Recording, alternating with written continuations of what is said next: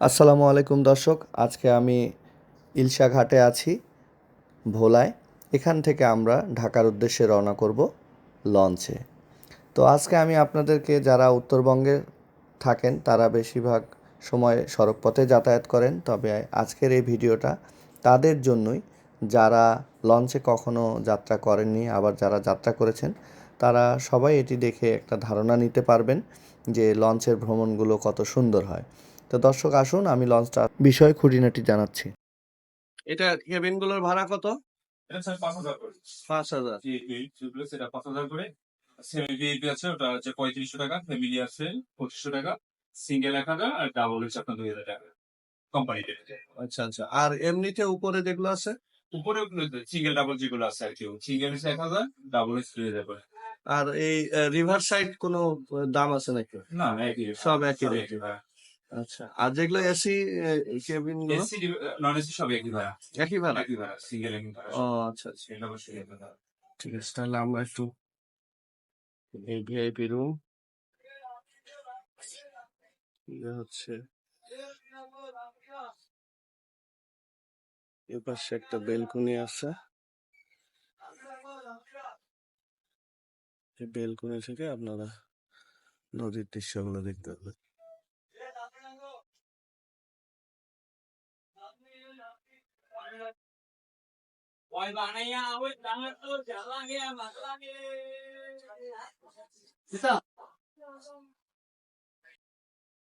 দর্শক, আমি এই মুহূর্তে যে রুমটাতে রয়েছি এটা হচ্ছে সিঙ্গেল কেবিন রুম।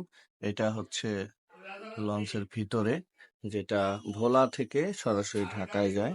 তো একজন লোক থাকতে পারবেন এখানে অনায়াসে, খুব আরামে। তাদের পানির জগ থেকে স্পঞ্জ, তারপরে হ্যাঙ্গার, আপনারা আপনাদের কাপড় ঝুলিয়ে রাখতে পারবেন। আমি আপনাদেরকে লঞ্চে যাত্রার ক্ষেত্রে যে সমস্ত জিনিস মানে পাবেন আপনার, সুযোগ সুবিধা এবং কেমন হয় ভিতরে অবস্থান, সেটা দেখাবো। দর্শক, এটা ছিল আমার রুম। এই দেখেন, এগুলো সবই হলো সিঙ্গেল কেবিন। তো ভিতরের অংশটা আমি এখন এই কেবিন গুলোর সামনেই আছি। এখন ধীরে ধীরে আপনাদেরকে আমি দেখাবো যে এটা হচ্ছে ভিআইপি কেবিন। এই কেবিন গুলো কেমন হয় দেখাচ্ছি। ভিআইপি রুম থেকে বের হয়েই এই যে দেখেন, দুই পাশে বেসিন রয়েছে। তো আপনারা এই যে এগুলো প্রত্যেকটাই হচ্ছে এক একটা করে কেবিন। এই যে তারা রয়েছে কেবিনে। দর্শক, এনারা সবাই আমাদের সঙ্গে এই যাত্রা করছেন এই নদীতে, ডিঙ্গি নৌকা। অনেক সুন্দর এই দৃশ্য। আমি এখন আপনাদেরকে একটা কাছে নিয়ে যাচ্ছে। অনেকে আছেন যে সামনে একটু ফ্লোরিং করে শুয়ে আছেন, আর একটু রেস্ট করছেন, যেতে পারবেন। এটা দিয়ে কিন্তু রাতের বেলা যে আলোটা দেখেন সার্চ লাইটের মতো, একদম আমি ফ্রন্ট সাইডে আছি এখন, সামনে নদী।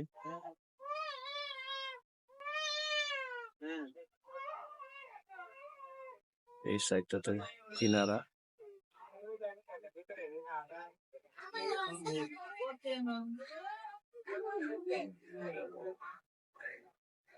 এখন আপনাদেরকে নিচে নিয়ে যাব।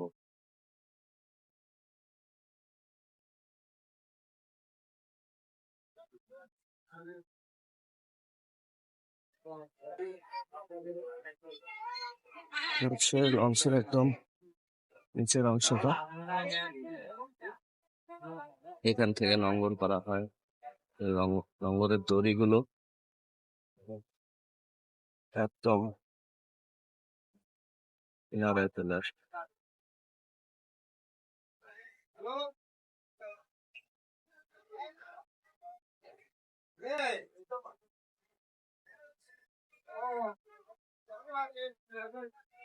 এটা হচ্ছে, এটা একদম কেবিনের মতো।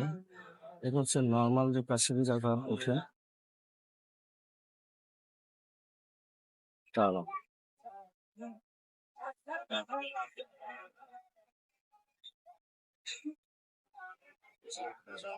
সবাই নিজেদের মতো করে সময় কাটাচ্ছে দর্শক। এখানে যাত্রী বেশি।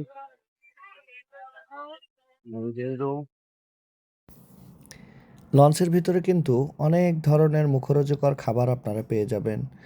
মিষ্টি জাতীয় খাবার রয়েছে, বিভিন্ন ধরনের ঝালমুড়ি মাখা, আবার হচ্ছে ছোলা বুট মাখা, হালকা হালকা নাস্তার দোকান এখানে আছেই। মানে ডানে বামে সবসময়ই শসা ক্ষীরা নিয়ে ঘুরবে। আপনারা এখানে যাদের সিগারেট খাওয়ার অভ্যাস আছে তারা এখানে সিগারেটও পাবেন, পান খাওয়ার অভ্যাস থাকলে পান পাবেন। আমি এখন আপনাদেরকে মূল যে ইঞ্জিন রুমটা আছে সেখানে নিয়ে যাচ্ছি। এখানে কিন্তু প্রচণ্ড শব্দ, মানে ইঞ্জিনের শব্দের কারণে এখানে বেশিক্ষণ দাঁড়িয়ে থাকা যায় না। তারপরেও আমি চেষ্টা করেছি যে ভিডিওটা নিয়ে আপনাদেরকে দেখানোর জন্য যে অনেক বড় বড় সব মেশিন এখানে বসানো, জেনারেটর রয়েছে।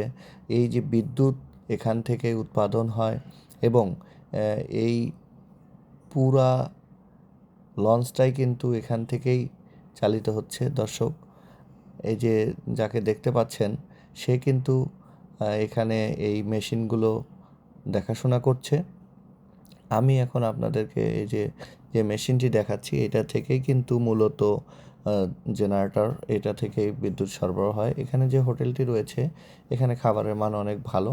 আমি আপনাদেরকে দাম সহ কি কি এখানে খাবার পাওয়া যায় দেখাচ্ছি।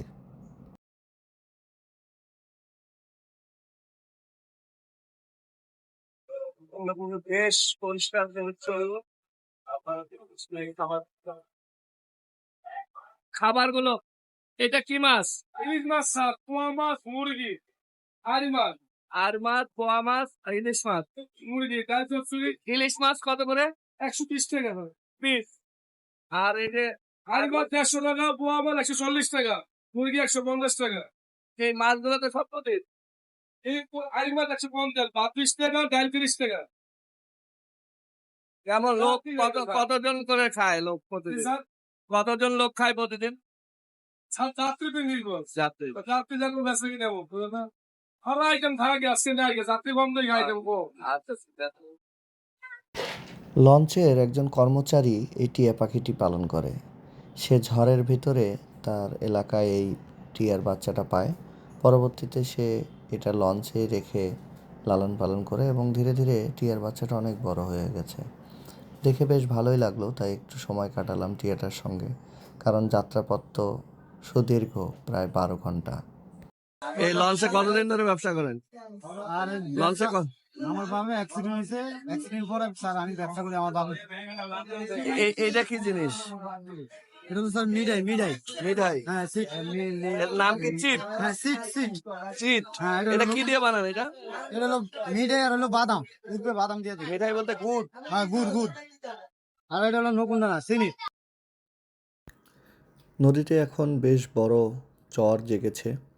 এই চরের বয়স অনেক হবে হয়তো। এখানে এক পাল গরু আপন মনে ঘাস খাচ্ছে, তাদের সঙ্গে সঙ্গ দিচ্ছে সাদা সাদা বক। এই দৃশ্যটা দেখে এতটাই ভালো লাগলো যে প্রকৃতি যে কত সুন্দর হয়, প্রকৃতি সবাইকে কিভাবে আপন করে নেয়, তো এই চরগুলোর দিকে দেখলেই বুঝতে পারবেন। ঘন ঘাসে ছেয়ে গেছে, ঘাসের সাইজগুলোও বেশ বড় বড়। তো যেহেতু এই চরটার বয়স বেশ, তাই ছোটোখাটো একটা বসতিও গড়ে উঠেছে। দেখতে দেখতে আমরা কিন্তু এখন প্রায় ঢাকার কাছাকাছি চলে এসেছি। ঢাকা আসার কাছাকাছি এই চরটার অবস্থান। আমার তো আইডিয়া যে এই চরের বয়স মিনিমাম 10-15 বছর হবেই। খাবার সময় হয়ে এলো। আপনাকে ঠিক এভাবে খাবারগুলো দিয়ে যাবে লঞ্চের কেবিনে। মুরগির মাংস, চিংড়ি মাছ, আলু ভর্তা, শসা সালাদ, ডাল। আপনি চাইলে আরো অনেক ধরনের মাছ আছে যেগুলো আমি আপনাদেরকে ভিডিওতে দেখেছি, সেগুলোও কিন্তু আপনারা অর্ডার করতে পারবেন।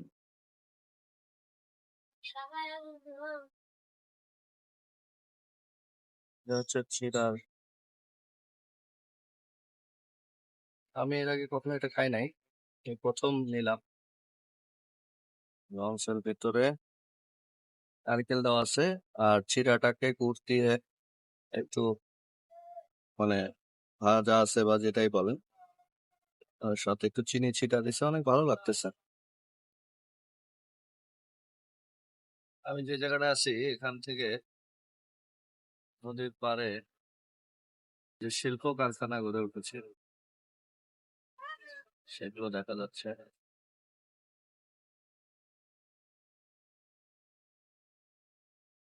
লঞ্চের সব যাত্রীরাই এভাবে দাঁড়িয়ে দাঁড়িয়ে নদীর দুই ধারের সমস্ত দৃশ্য অনুভব করে, কারণ এই বারান্দাটায় দাঁড়াইলে একটা বাতাস পাওয়া যায় শুনতে।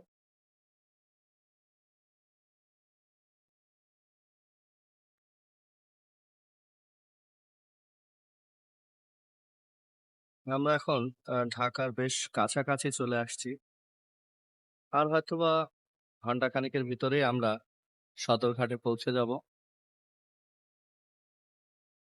এরকম অসংখ্য ছোট বড় শিপগুলো আপনারা দেখতে পারবেন এই নদীতে আছে। এখান থেকে মাল খালাস করে তারা আবার গভীর সমুদ্রে চলে যায়। দর্শক, এই যে আমার পিছনেই কিন্তু আপনারা দেখছেন বিভিন্ন কলকারখানা এবং ব্রিজটা কিন্তু দেখা যাচ্ছে। আর কিছুক্ষণের ভিতরেই কিন্তু আমরা এই ব্রিজের নিচ দিয়ে পার হয়ে চলে যাব। তো সবাই আমাদের ভিডিওগুলো দেখবেন, এবং ঢাকা থেকে বরিশাল এবং ভোলা থেকে ঢাকায় আসার যে ভিডিওটা, এটা আপনাদের কেমন লাগলো জানাবেন। এই যে ইনফরমেশন দিচ্ছে, যেহেতু আমি এখন এটা পার হব, দর্শক এই যে এই যে ব্রিজটা পার হচ্ছে এখন।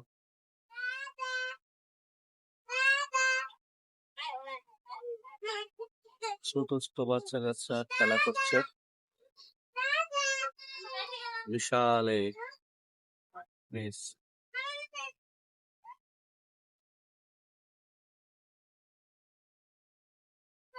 দেখেন দর্শক, এই যে পার হয়ে চলে গেলাম।